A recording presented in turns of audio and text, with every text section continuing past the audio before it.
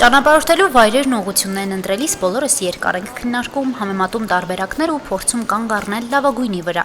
Անկախ նրանից արտերկիր մեկնում ենք զբոսաշրջության, գործնական այցի, կրթության, բուժման թե միջոցառումների մասնակցելու նպատակով, կարևորը առանց ավելորդ խոչընդոտների օտար երկրում ազատ տեղաշարժվելու հնարավորությունն է։ Եվրոպական, մասնավորապես Շենգենյան գոտու երկրներ այցելելու համար առաջին քայլը Շենգենյան վիզա ստանալն է։ Միանշանակ գրավիչ է, բայց քչերը գիտեն, որտեղից ու ինչպես ճիշտ սկսել։ Լուրջ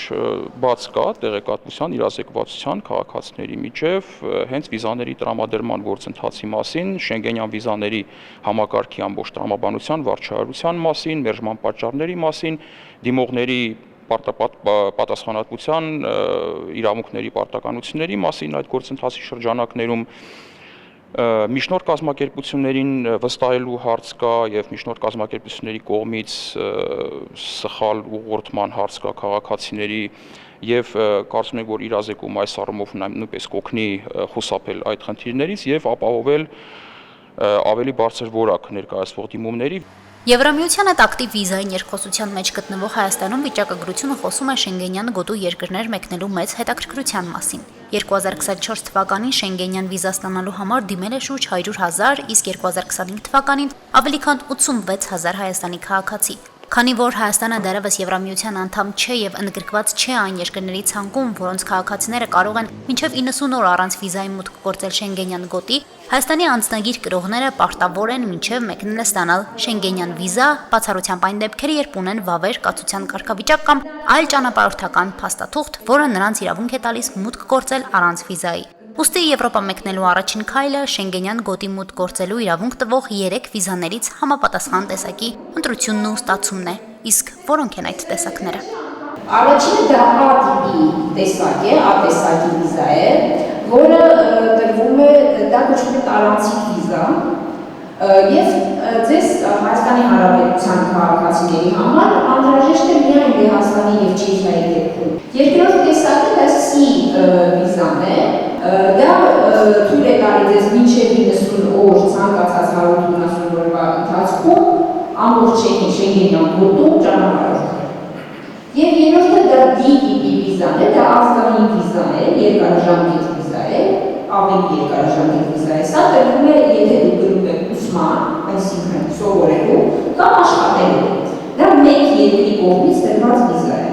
Եթե նախատեսվում է այցելել մի քանի Շենգենյան երկիր, դիմումը ներկայացվում է այն երկրի հյուպատոսություն, որտեղ նախատեսվում է անցկացնել ամենաերկար ժամանակահատվածը։ Իսկ եթե օրերը հավասարապես բաշխված են, ապա այն երկիր, որի սահմանով իրականացվելու է առաջին մուտքը Շենգենյան գոտի։ Կարևոր է, որ փաստաթղթերի փաթեթը լինի ամբողջական եւ արժանահավատ։ Ամենակարևոր մոտեցումը քաղաքացու համար դա լինել թափանցիկ, լինել ազնիվ,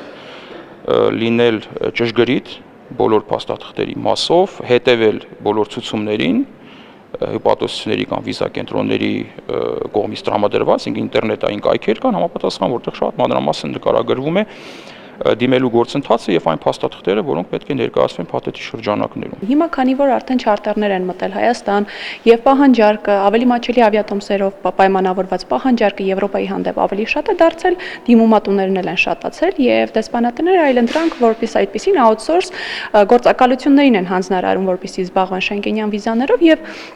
տուրիստականների գործը այստեղ նույնպես բարդացել է։ Ներկայում Հայաստանում Շենգենյան վիզա ուղղակիորեն տրամադրում է 10 երկիր։ Մյուս երկրների դեպքում քաղաքացիները պետք է դիմեն համապատասխան երկրի կողմից սահմանված հյուպատոսական ներկայացուցչությանը։ Իսկ օրինակ Ավստրիայի Շենգենյան վիզաները ձևակերպվում են Թբիլիսիում, իսկ Իսպանիայինը Մոսկվայում գործող դեսպանությունների միջոցով։ Մասնագետները հորդորում են դիմել միայն ճանապարհորդության հիմնական ուղղություն հանդիսացող երկրի հյուպատոսություն, քանի որ այսպես կոչված վիզա շոփինգը միտումնավոր այլ հյուպատոսություն դիմելը կարող է հանգեցնել մերժման։ Այս պարագայում սակայն քաղաքացին կարող է կամ բողոքարկել որոշումը, կամ շտկված փաստաթղթերով կրկին դիմել։